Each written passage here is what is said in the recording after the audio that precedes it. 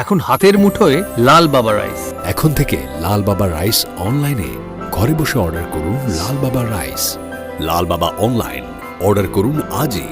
লাল বাবা রাইস, স্বাদ ও স্বাস্থ্য একসাথে পাবেন শুধুমাত্র লাল বাবাতে।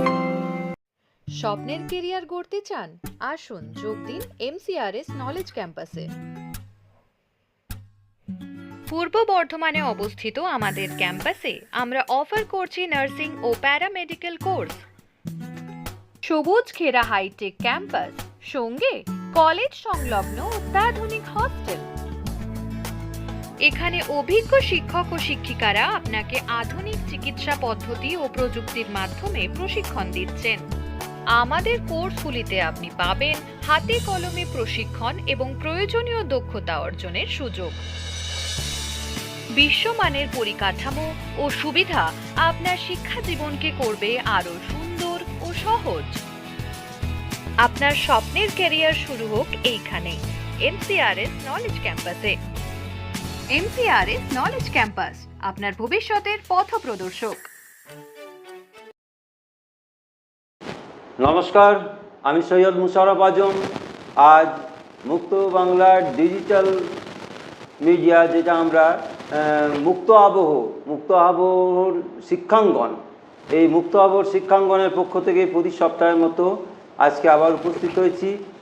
আমরা এই মুক্ত বাংলার ডিজিটাল প্ল্যাটফর্ম মুক্ত আবহে প্রতি সপ্তাহে আমরা শিক্ষাঙ্গনে বিভিন্ন বিষয় নিয়ে শিক্ষা সংক্রান্ত, শিক্ষা সংগঠন সংক্রান্ত, শিক্ষক সংগঠন সংক্রান্ত বিভিন্ন সমস্যা, তার কি সমাধান, বিভিন্ন পরীক্ষার প্রশ্ন উত্তর, কীভাবে ভালো পরীক্ষা দেওয়া যায়, কীভাবে ভালো প্রশ্নের উত্তর লেখা যায়, এবং শিক্ষার পরিবেশ, মাদ্রাসা শিক্ষা, স্কুল শিক্ষা, উচ্চ মাধ্যমিক শিক্ষা, কলেজ শিক্ষা, বিশ্ববিদ্যালয় শিক্ষা ইত্যাদি বিভিন্ন ধরনের শিক্ষা ব্যবস্থা সম্পর্কে আমরা মুক্তাঙ্গনে, আমরা এই মুক্ত আবহে আলোচনা করি।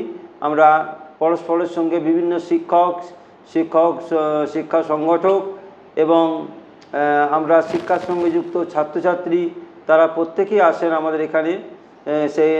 আমরা তাদের মূল্যবান মতামত গ্রহণ করি, আমরা সমৃদ্ধ হই, আপনাদের সামনে উপস্থাপন করি তাদের বক্তব্য, তাদের আন্তরিক প্রয়াস, তাদের বিভিন্ন ধরনের মূল্যবান মতামত। আজকে আমরা সেই মতামত আবার রাখব। আমাদের মধ্যে উপস্থিত হয়েছেন রায়পুর কাশিয়ারা উচ্চ বিদ্যালয়, ওই স্কুলের রসায়ন বিভাগের প্রবীণ শিক্ষক দিলীপ কুমার নেমো। তাকে স্বাগত জানাই আমি মুক্ত আবহের পক্ষ থেকে। তিনি দীর্ঘদিন ধরে শিক্ষকতা করছেন, রসায়ন বিভাগের শিক্ষক। তো আজকে আমরা তার স্কুল সম্পর্কে কিছুটা জানতে চাইব। আজকে মাধ্যমিক, উচ্চ মাধ্যমিকে রসায়ন বিষয় সম্পর্কে কেমনভাবে প্রশ্ন উত্তর আসে এবং কীভাবে লিখলে ভালো নম্বর পাওয়া যায়, খুব চটজলদি সমাধান করা যায়, সাধারণ যারা ছাত্রছাত্রী তাদের পক্ষেও পরীক্ষা দেওয়া সহজ হয়, কীভাবে প্রস্তুতি নিলে সে সম্পর্কে আলোচনা আমরা শুনব।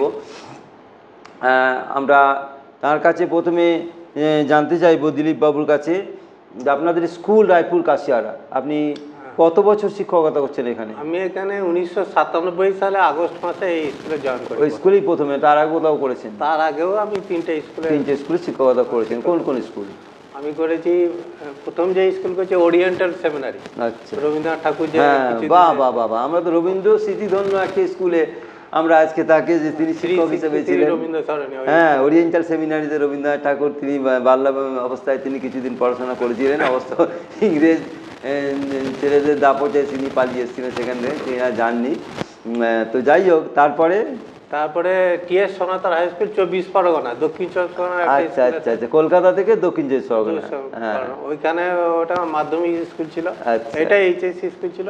আচ্ছা, তারপরে আবার ওইখান থেকে আমি আবার চলে যাই ওই ভারতীয় বিদ্যাভবন, যে ভ্রমণ গঙ্গাবস কানুরে বিদ্যামন্দির, সল্টলেক, ওই স্কুল আমি ওখানে। তারপরে এই স্কুলে। এখানে আপনার বাড়ি কোথায়? আমার দেশের বাড়ি হলো খাটুল গ্রাম, খামারপুকুর আর এই জয়রামবাটির কাছাকাছি ওখানে একটা গ্রাম। আমি বর্ধমানে এখন থাকি, এখানেই বাড়ি করেছি, বর্ধমান শহরে, কালনাঘাটে। বাহ, খুব ভালো, একজন ভালো মানুষ খুব, হ্যাঁ, এবং দীর্ঘ অভিজ্ঞতা সম্পন্ন রবীন্দ্রনাথের যেখানে রবীন্দ্রনাথ পড়েছিলেন সেখানেও তিনি শিক্ষকতা করেছেন। হ্যাঁ, আমরা খুবই গর্বিত, তিনিও গর্বিত।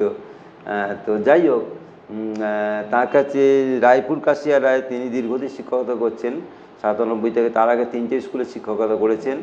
এবং আপনি এই স্কুলে আপনার এই 4টে স্কুল ধরুন এলো, হ্যাঁ, আপনার সামনে এসছে, তো কোনটা পরিবেশ ভালো লেগেছে আপনার? এই স্কুল, প্রত্যেকটা স্কুলে তার নিজস্ব পরিবেশ আছে, একটা নিজের স্বতন্ত্র, তার নিজস্ব পরিবেশ আছে। তার ভারতীয় বিদ্যাভবনে তার একটা আলাদা আভিজাত্য আছে, সেখানকার স্টুডেন্টের ক্যাটাগরি আলাদা।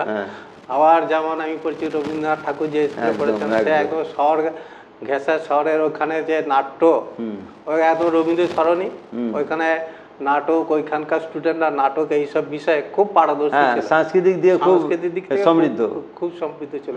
আবার টিএ সোনাতো যে স্কুলে ছিল গ্রামের, এখন সেখানে একবারে অধ্যুষিত গ্রাম অঞ্চলের স্কুল, সেখানকার যে গ্রামীণ পরিবেশের মধ্যে যে ছাত্রছাত্রীরা যে পড়াশোনা করছে, সেখানকার সেরকম আবহাওয়া, একরকম পরিবেশ। আর এই আমাদের যে রায়পুর কাছাড় হাই স্কুল, এখানে যে দীর্ঘদিন ধরে পড়াচ্ছে, এটা আমার অনেক বাড়ির কাছাকাছি, সেই জন্য এই স্কুলে আমি এসেছিলাম। কালনাঘাট থেকে কাছে, বেশি দূর নয়, থেকে খুবই কাছে, 8 কিলোমিটারের মধ্যে আছে। এটা গ্রামের মধ্যেই অবস্থিত, এখানে বেশিরভাগ স্টুডেন্টরা গ্রামেরই। হ্যাঁ, তাও শহর গেছে স্কুল, শহর লাগোয়া স্কুল, এখানে এত বড় বড় স্কুল আছে, তার লাগোয়া একটা হায়ার সেকেন্ডারি স্কুল আছে। তো দীর্ঘদিন ধরে ধরুন এই স্কুলের 1951 সালে প্রতিষ্ঠা, স্বাধীনতার পরপরই তো শুরু হয়ে গেল 75 বছর পূর্তি অনুষ্ঠান। হ্যাঁ, এই ধরুন এবছর থেকে শুরু হয়ে যাচ্ছে, পূর্তি হবে 26-এ। হ্যাঁ, তো এই স্কুলের যেটুকু মানে যতটুকু আপনি জেনেছেন শুনেছেন, প্রতিষ্ঠা সম্পর্কে কি রকম? এই স্কুলে প্রথমে তো এখানে তো শিক্ষার সেরকম উন্নতি প্রথমের দিকে ছিল না, গ্রামীণ এলাকা ছিল, সেই জন্য এই এলাকার যে সমস্ত শিক্ষানুরাগীরা ছিলেন তারা চেষ্টা করেছিলেন এখানে একটা স্কুল প্রতিষ্ঠা করতে। প্রথমে ওদের যে ইচ্ছা ছিল যে একটা হাই স্কুল থাকবে, হ্যাঁ, সেটা যদি এইচএস হয় সেটা আরও ভালো, পাশাপাশি সেখানে একটা সেই শিক্ষিকারা যারা থাকবে তাদের একটা কোয়ার্টার যাতে বানানো যায়, আর সেটা পাশাপাশি যেন একটা হাসপাতাল থাকে। পরবর্তীকালে ওনারা স্থির করেন যে এই হাই স্কুলের পাশাপাশি একটা গার্লস স্কুল বানানো। আমাদের যে স্কুলটা একটা কোয়েড স্কুল, এখানে ছেলে মেয়ে সবাই পড়তে পারে, এখন 5 থেকে 12 পর্যন্ত ছেলে মেয়ে সবাই পড়ে। পাশাপাশি আমাদের পাশেই একদম গার্লস স্কুল আছে, ওই গার্লস স্কুল প্রতিষ্ঠা হয়েছিল। পরে আমাদের পড়াতে আমাদের যে ক্যাম্পাসের ভিতরেই আছে প্রাইমারি সেকশন, ক্লাস 1 থেকে পড়ানো হচ্ছে, ক্লাস 1 থেকে 5 পর থেকে আমাদের স্কুলে আসে তারা একবার 12 পর্যন্ত পড়তে পারছে। আর পাশে আছে বাম দিকে স্কুলের, যখনই ঢুকছি ডান দিকে আমাদের স্কুল, বাম দিকে আছে হাসপাতাল। আর স্কুলের পাশেই আছে বিশাল বড় মাঠ আছে, এখানে মাঠটা খুবই উন্নত মাঠ। এবং এই মাঠটা এই যে আমাদের এখানকার যে সাংসদ কীর্তি আজাদ বাবু, এবং যে 83 সালে উনি যে বিশ্বকাপে যে খেলেছিলেন, ওনার সাথে সন্দীপ পাতিল, উনি মাঠটা দেখে গেছেন, যে মাঠটা যে অনেক উন্নত মাঠ সেটা উনি দেখে গেছেন, বলেছেন এখানে যদি ভবিষ্যতে যদি কিছু উন্নতি করা যায় সেটার উনি চেষ্টা করবেন। এখানে ভালোই খেলাধুলা হয়, এবং সুব্রত কাপের খেলা হয়েছে আমি দেখেছি এই স্কুলে থাকাকালে। এবং এই স্কুলে খেলাধুলা খুব সমৃদ্ধ স্কুল, হ্যাঁ সমৃদ্ধ, বিভিন্ন বাসুদেব বাবু দীর্ঘদিন ক্রীড়া শিক্ষক ছিলেন। হ্যাঁ, এবং তিনি অত্যন্ত সুনামের সঙ্গে তিনি শিক্ষকতা করেছেন, ক্রীড়া শিক্ষকতা। এবং তাকে দেখেছি যে অনেক ছাত্রছাত্রী নিয়ে যে কোনো গেমস তার স্কুল অংশ নিতই। হ্যাঁ, এখনো অংশ নেয়। এবং এই বিভিন্ন যে খেলাগুলো হয়, ফুটবল খেলা হোক, তারপরে আমার যে খোখো খেলা, এইগুলো আমাদের স্কুল বেশিরভাগ সময়, এবছর যে খেলাগুলো হচ্ছে দুটো, যে হকি ফুটবল খেলার যে বিভিন্ন আন্ডার 16, আন্ডার 12, 18 যে খেলা হয়েছিল, দুটো দিয়ে আমাদের স্কুল ফাইনাল উঠেছিল। বিভিন্ন বছরই কাপ বেশিরভাগ সময় পেয়ে থাকে। এটা সুবিধা হচ্ছে আমাদের স্কুল মাঠ আছে, পাশাপাশি আবার হোস্টেল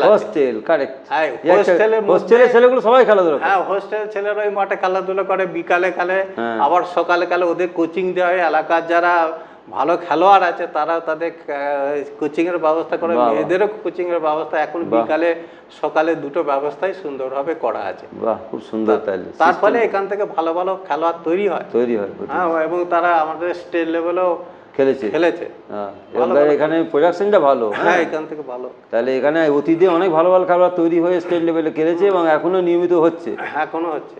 তাই এটা খুবই ভালো। সাংস্কৃতিক দিক দিয়েও নিশ্চয়ই এই স্কুল সমৃদ্ধ। হ্যাঁ, সাংস্কৃতিক দিক দিয়েও আমাদের এখানে ভালো ভালো প্রোগ্রাম হয়। 5 সেপ্টেম্বর, 15ই আগস্ট, হ্যাঁ, স্কুলে যে প্রতিষ্ঠা দিবস, 1 জানুয়ারি আছে, প্রত্যেকটা অনুষ্ঠানই খুব ভালো ভালো অনুষ্ঠান করা হয় এই স্কুলের মধ্যে। ব্যতিক্রমী কোনো অনুষ্ঠান আছে? হ্যাঁ, কোনো ব্যতিক্রমী অন্য স্কুলে হয় না এমন কোনো অনুষ্ঠান? ব্যতিক্রমী অনুষ্ঠান স্বাধীনতা দিবস, নেতাজি জয়ন্তী, প্রজাতন্ত্র দিবস, রবীন্দ্র জয়ন্তী, 5ই সেপ্টেম্বর সব স্কুলই হয়। হ্যাঁ, শিক্ষক দিবস, এইদিকে রবীন্দ্র জয়ন্তী, হ্যাঁ, নজরুল জয়ন্তীও হয়। হ্যাঁ, 15ই আগস্ট, 26 জানুয়ারি, এগুলো ঠাকুরের যে অনুষ্ঠান, হ্যাঁ, 25শে বৈশাখ হয় সব। কিন্তু বিশেষ কোনো ব্যতিক্রমী কোনো প্রোগ্রাম, যে কোনো এই স্মরণ ছাড়াও অন্য কোনো প্রোগ্রাম?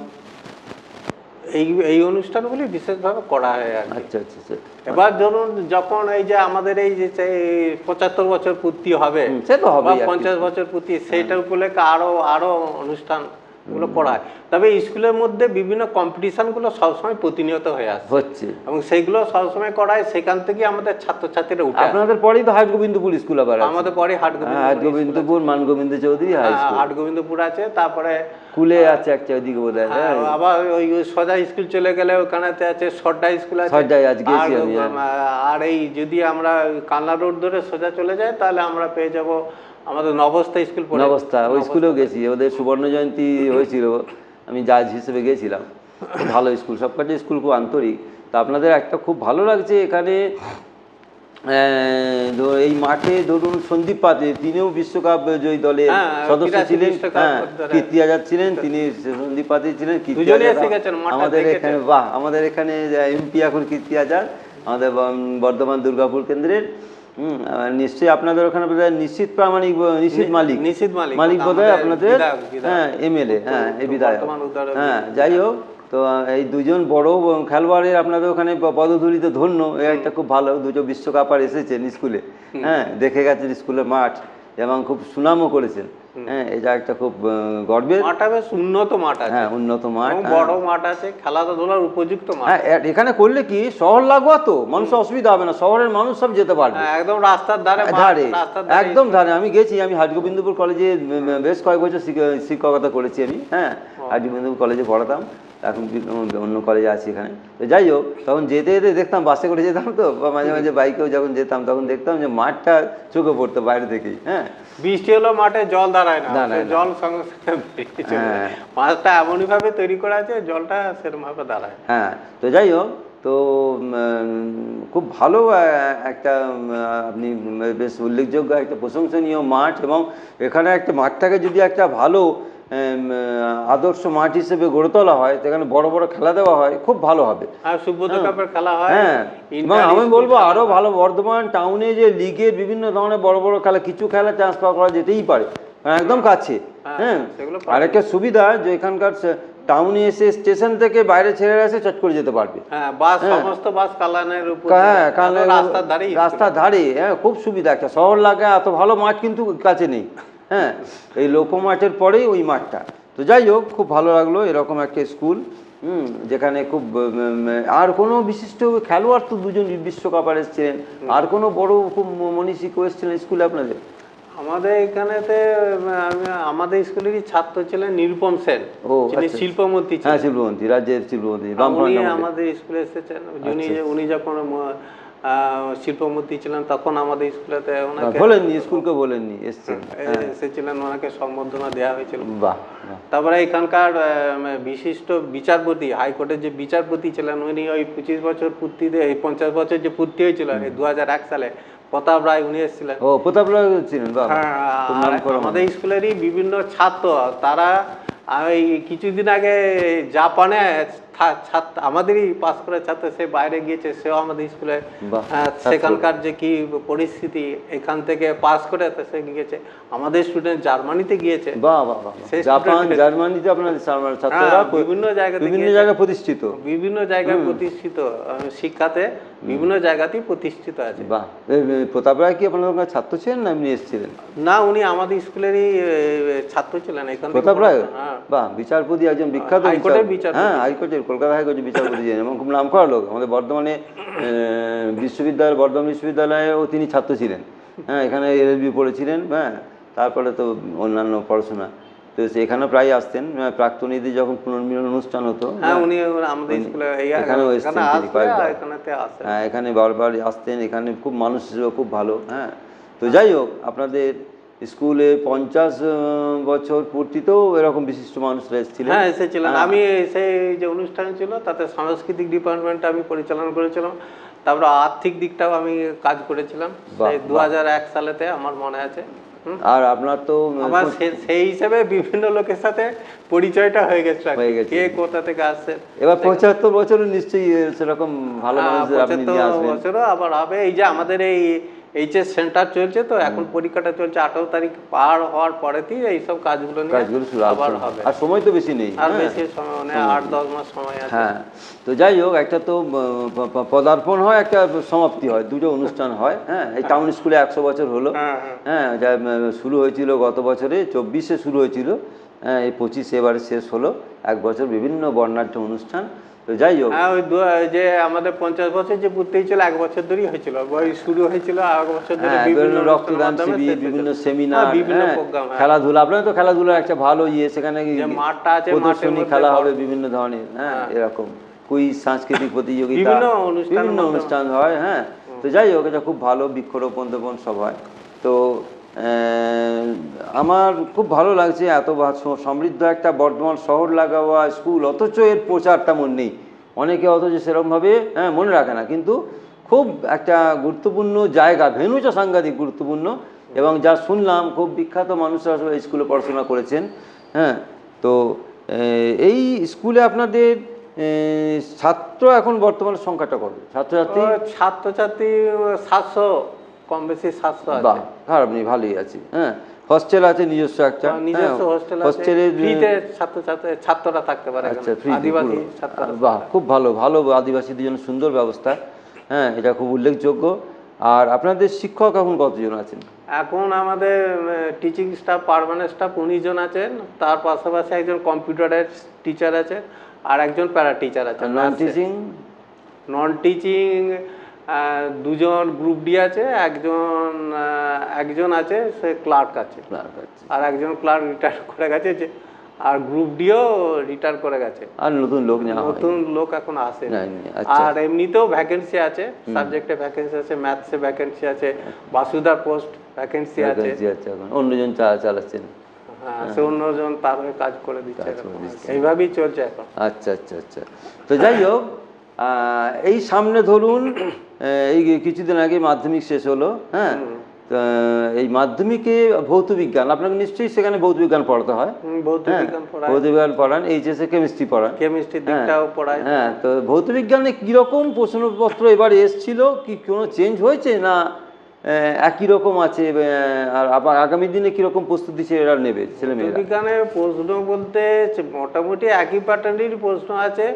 হ্যাঁ, তো প্রশ্নগুলোকে ছাত্রছাত্রীদের করতে হবে কি, এখন তো শর্ট প্রশ্নটা বেশি আছে, একদম মাল্টিপল চয়েস আছে, এবং সেই মাল্টিপল চয়েসে উত্তরগুলো করতে গেলে চ্যাপ্টারগুলোকে খুঁটিয়ে, যে বইটা আমি টেক্সট বইটা পড়বো সেটা খুঁটিয়ে খুঁটিয়ে পাতা অনুযায়ী যদি ভালো করে করি, তাহলে কিন্তু ওই উত্তরগুলো সঠিকভাবে করা সম্ভব হবে, এবং সেটা করলে পরে পাবে।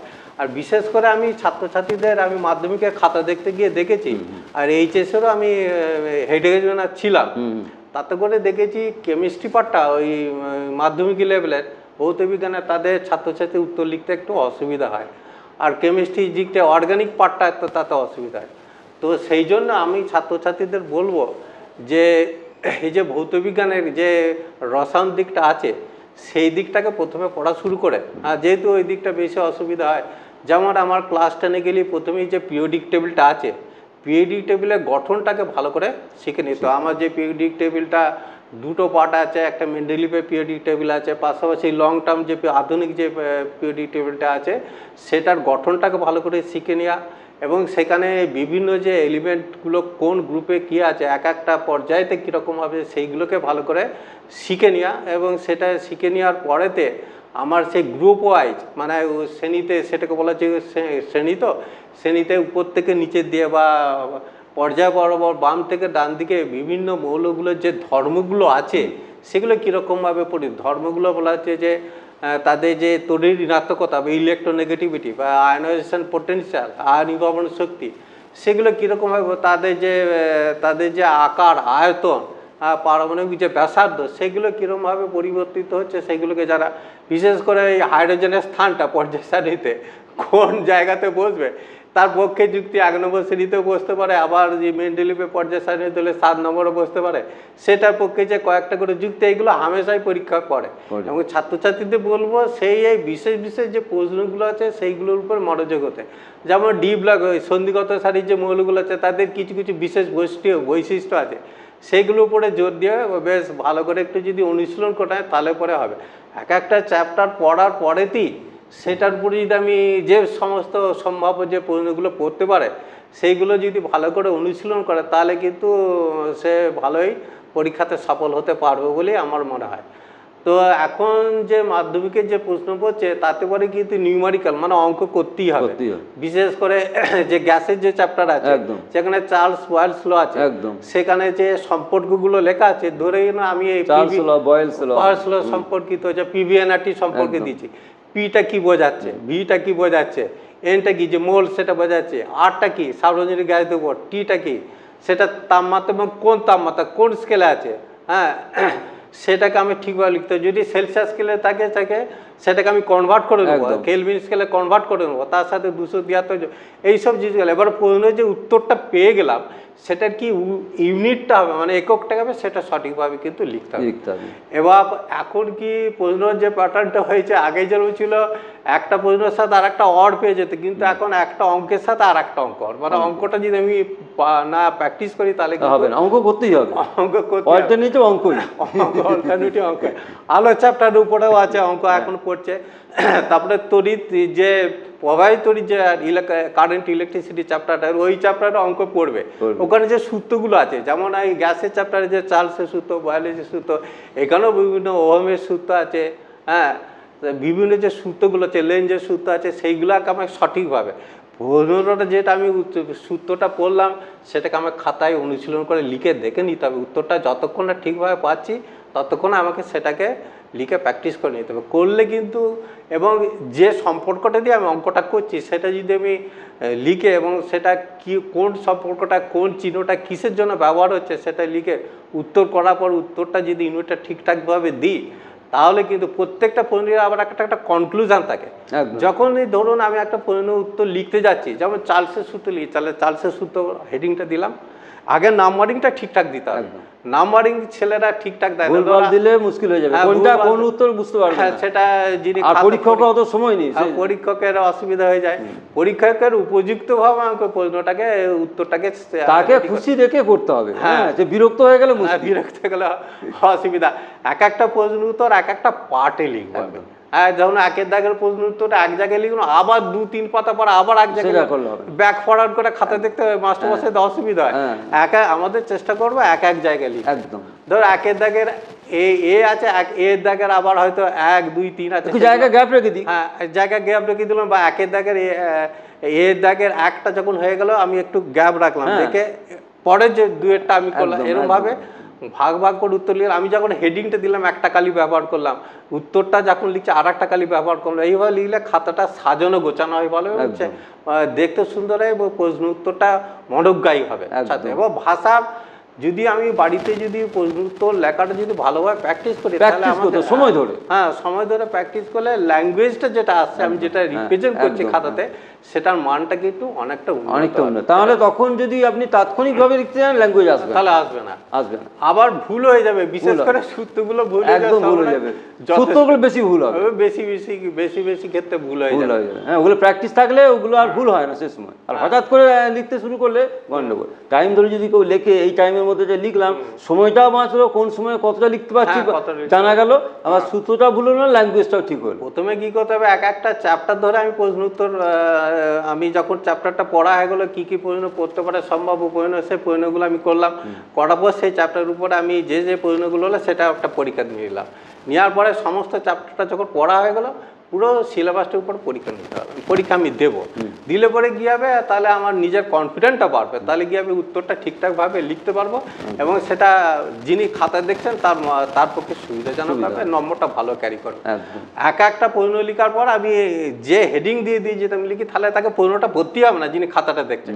আমরা যে খাতা দেখতে গিয়ে এই অসুবিধাগুলো অনেক সময় ফিল করি, আর দাগ নম্বরটা অনেক সময় ছাত্রছাত্রীরা ঠিক হবে, আর ব্যাক ফরওয়ার্ড যেন না করতে হয় সেইটার দিকে ভালোভাবে মনোযোগ দিতে হবে।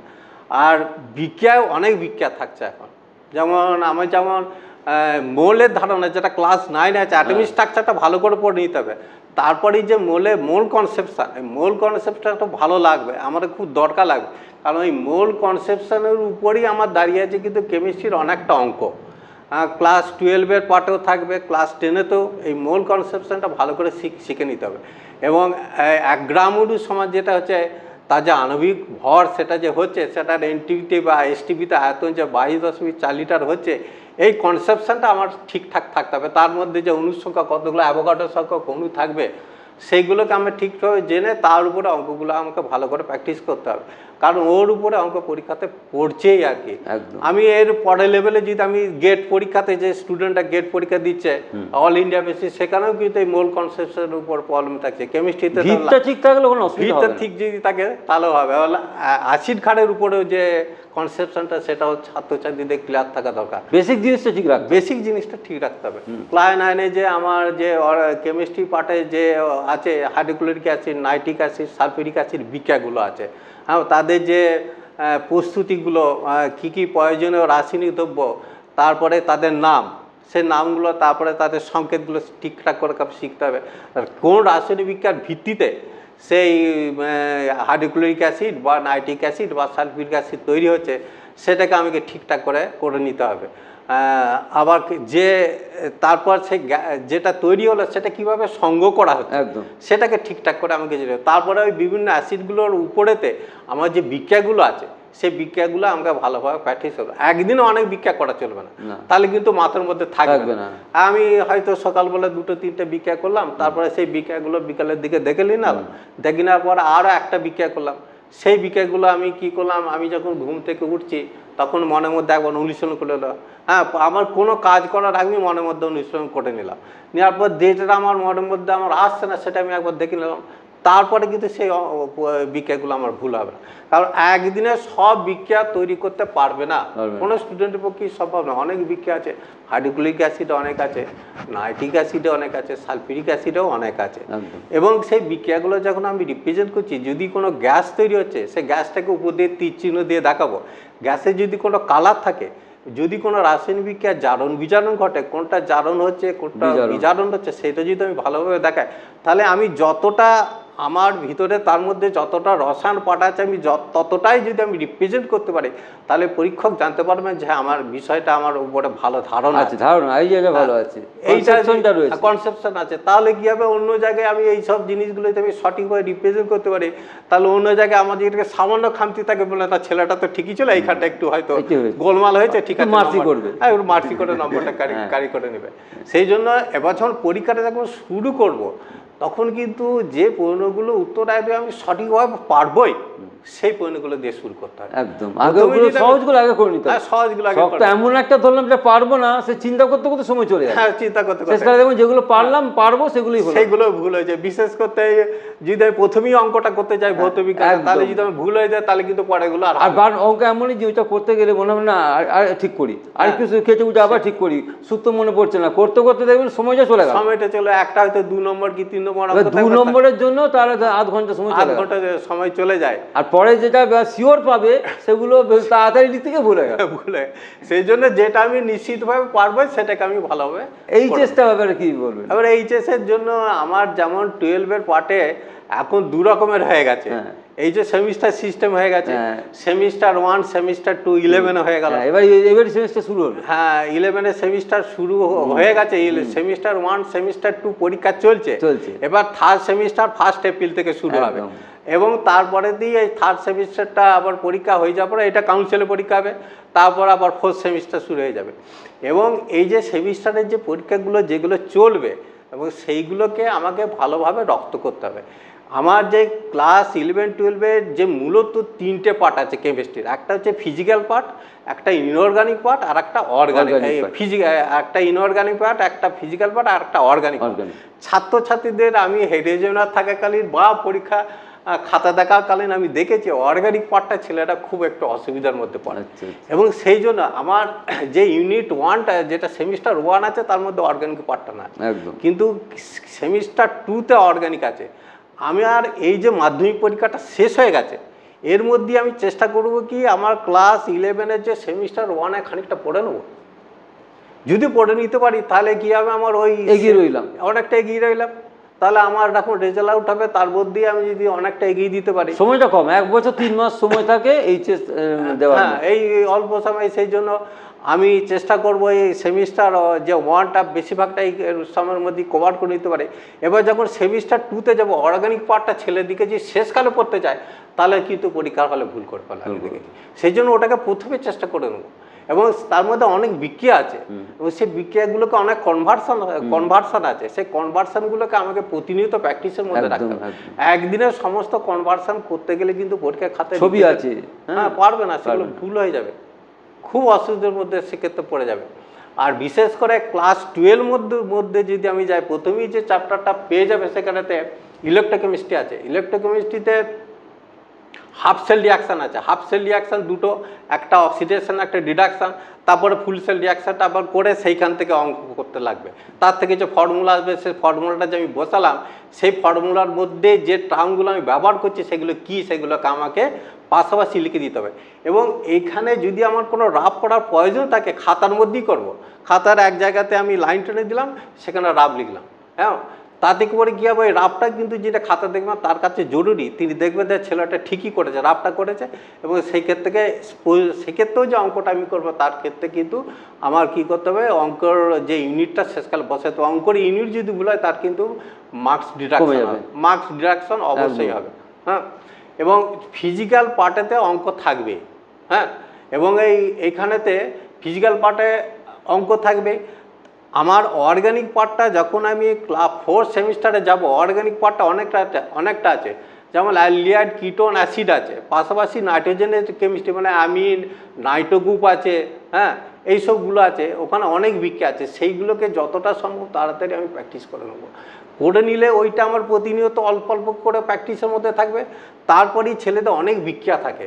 এখানে যে আমার যে পি ব্লক এলিমেন্টগুলো আছে 15, 16, 17, 18 গ্রুপ আছে।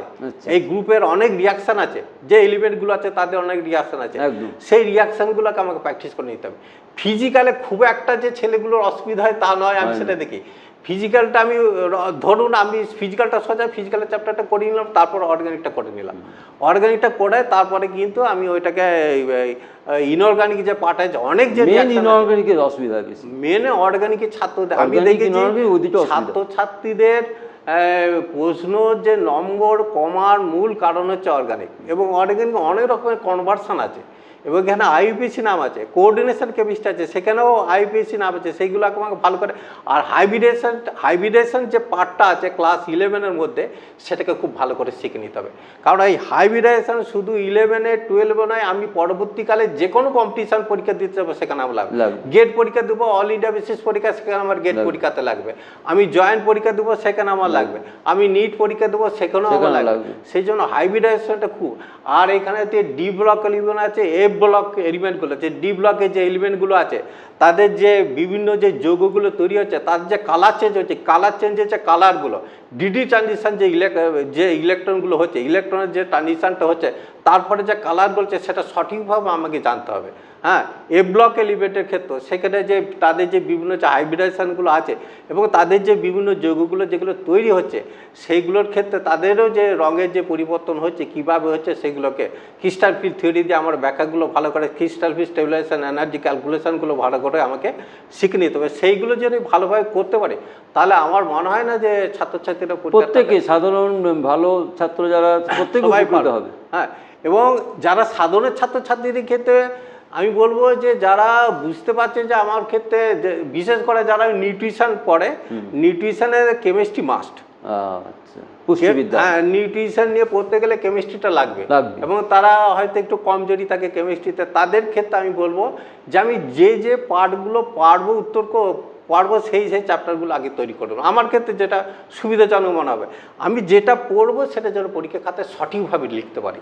আমি অনেকটা পড়ে নিলাম, কোনোটাই সঠিকভাবে পরীক্ষা খাতায় লিখতে পারলাম না, সেই কাজটা আমি পড়বো না। যেটুকু পড়বো ভালো করবো, যেটুকু পড়বো, যে চ্যাপ্টারগুলো আমি বুঝবো আমার পক্ষে সুবিধাজনক মনে হচ্ছে, আমি সেই চ্যাপ্টারগুলো তৈরি করে নিলাম। নেওয়ার পরে সেই চ্যাপ্টারের উপর যে, যেমন মাধ্যমিক লেভেলে বলেছি, সেই চ্যাপ্টারের উপর যে প্রশ্নগুলো হয় সম্ভাব্য প্রশ্ন, সেই প্রশ্নগুলো আমি উত্তর তৈরি করে নিলাম, সেই চ্যাপ্টারের উপর আমি পরীক্ষা দিলাম। এবং এখন যে কমন কিছু পাবেই, কমন কিছু পাবে, 10 বছরের প্রশ্ন উত্তর যদি অনুসরণ করে থাকি, তার থেকে বেশিরভাগ প্রশ্ন সেখান থেকে পেয়ে যাবে। খুব একটা অসুবিধা হবে বলে আমার মনে হয় না। এবং সেক্ষেত্রে ছাত্রছাত্রীদের বলবো, পরীক্ষা হলে যখন ঢুকছি তার মেডিটেশনটা খুব ইম্পর্টেন্ট। একদম। পরীক্ষার আগের রাতে আমি সারা রাত জেগে পড়বো না। এবছর আমি তো ভেনিস সুপারভাইজার আছি, বা একটি মেয়ে পরীক্ষা দিতেছে শুধু বমি করছে, তাহলে সে পরীক্ষা দিতে সারা রাত জেগে পড়েছে। পরীক্ষার আগের রাতে যেটা খুব ইম্পর্টেন্ট বিষয়, আমি নরেন্দ্রপুরে পড়েছি, কলেজ লেভেলে পড়েছি, সেখানে আমাদের মহারাজরা বলতেন যে তোমরা কিন্তু পরীক্ষার সমস্ত উত্তরই করতে পারো, শুধু তোমাদের শরীরটাকে ঠিক রাখো। ঠিক, পরীক্ষার দিনে আমার যদি শরীরটা না কনসেন্ট্রেশন ঠিক রাখো, হ্যাঁ, তাহলে আমি পরীক্ষা আমি যতই পড়ে থেকে পরীক্ষা খাতা আমি রিপ্রেজেন্ট করতে পারবো না। সেই জন্য পরীক্ষার আগের রাতে আমি সারা রাত পড়বো না, ম্যাক্সিমাম 10টা কি 10:30 পর্যন্ত পড়বো। আমার যে সমস্ত খাদ্যদ্রব্যগুলো হালকাতে সহজেই হজম হবে সেই খাবারগুলো খাবো। আমাকে রাত্রে ভালোভাবে ঘুমাতে হবে, ঘুমানোর পরে সকালবেলা ভালোভাবে স্নান করে আমার যে বিষয়গুলো মনে হবে অসুবিধাজনক সেইগুলোকে আমি ভালো করে দেখে যাবো। দেখে যাওয়ার পরেতে আমি দেখি পরীক্ষা হলে যখন ঢুকছে ছাত্রছাত্রী হই করছে, এটা করা চলবে না। যখন খেলোয়াড়রা যখন খেলছে, যখন আমার দেশাত্মবোধী সঙ্গীতটা গাওয়া হচ্ছে, তার কারণ হচ্ছে তার মেডিটেশনটা দরকার, তার কনসেন্ট্রেশনটা দরকার, মনোসংযোগ। হ্যাঁ, মনোসংযোগ। আমি যখন পরীক্ষা হলে বসে আছি, আমার মনোসংযোগ করতে হবে। পাশাপাশি পরীক্ষা হলে ঢোকার সময় অনেক ছেলে বলবে গেটের সময় তুই এটা পড়েছিস তো ওটা, এই সব দিকে কোনো মনোযোগ দেওয়া চলবে না। নিজের মনে ঠিক আমি যেটা পড়েছি কিভাবে লিখবো, হ্যাঁ কিভাবে লিখবো সেই দিকে আমার মনটা দিতে হবে। একদম মন একাগ্র চিত্তে আমি যদি পরীক্ষা হলে স্থির মস্তিষ্কে আমি যদি লিখি, আমি যেটুকু পড়ছি সেটা কিন্তু সঠিকভাবে ভালোভাবে উত্তর দিতে পারবো, তাহলে আমি ভালো উত্তর দেবো। প্রথমে যদি আমি ভিড়কে যাই, ভয়কে যাই, তাহলে কিন্তু বেশি বকা নিজের মধ্যে না, একদম অনেকে ভীষণ বকে নিজেরা, হই হুল্লোড় করতে করতে পরীক্ষা হলো আসল জিনিসটা ভুলে যায়, ঠিক মতো মানে যেটুকু পড়েছে ঠিকভাবে বলতে পারে না। যাই হোক, খুব ভালো লাগলো আজকে আমরা দিলীপ বাবুর কাছে, দিলীপ কুমার নেমো, আমাদের রায়পুর কাশিয়ারা উচ্চ বিদ্যালয়ের রসায়ন বিভাগের শিক্ষক এবং অত্যন্ত একজন অভিজ্ঞ শিক্ষক, যিনি ওরিয়েন্টাল সেমিনারি থেকে শুরু করে বর্ধমানে রায়পুর কাশিয়া, কলকাতা, দক্ষিণ চব্বিশ পরগনা বিভিন্ন জায়গায় পড়িয়েছেন স্কুলে, এবং নরেন্দ্রপুর স্কুল রামকৃষ্ণ মিশনের ছাত্র তিনি। খুব অত্যন্ত যোগ্য লোক, এবং আজকে তার কাছে সমৃদ্ধ হলাম, আমরা স্কুল সম্পর্কে সমৃদ্ধ হলাম, কি করে মনোসংযোগ বাড়াতে হয় সেই ব্যাপারে সমৃদ্ধ হলাম, রসায়ন শাস্ত্রে কীভাবে ভালো উত্তর দেওয়া যায়, উচ্চ মাধ্যমিকে সহজভাবে উত্তর লেখা যায়, এবং মাধ্যমিকেও ভৌতবিজ্ঞানে কীভাবে সুন্দর করে অল্প মধ্যে ভালো লেখা যায়, এবং কীভাবে পদ্ধতিটা কীভাবে লিখলে ভালো নম্বর পাওয়া যায়, এবং পরীক্ষকরা যাতে বিরক্ত না হন সে ব্যাপারেও তিনি সুন্দর উদাহরণ দেন। তিনি একজন আমাদের এক্সামিনার, হেড এক্সামিনার হচ্ছে তিনি কাজ করছেন, কাজ করেছেন এবং অভিজ্ঞ লোক। তো কাজেই তিনি এত সুন্দরভাবে উপস্থাপন করলেন, আশা করি কোনো পরীক্ষার্থীর অসুবিধা হবে না সামনের বছরে। এবছর তো উচ্চ মাধ্যমিক শেষ হয়ে 18 তারিখে শেষ হবে, চলছে এখনও। কাজে আমরা অত্যন্ত সমৃদ্ধ হলাম, আশা করি তাকে আবার আমরা পাবো, এই আশা রেখে আমি মুশারফ আজম আপনাদের কাছ থেকে বিদায় নিচ্ছি। আমার সঙ্গে এতক্ষণ ছিলেন রায়পুর কাশিয়া স্কুলের রসায়ন বিভাগের শিক্ষক দিলীপ কুমার নেমো। নমস্কার, ভালো থাকবেন।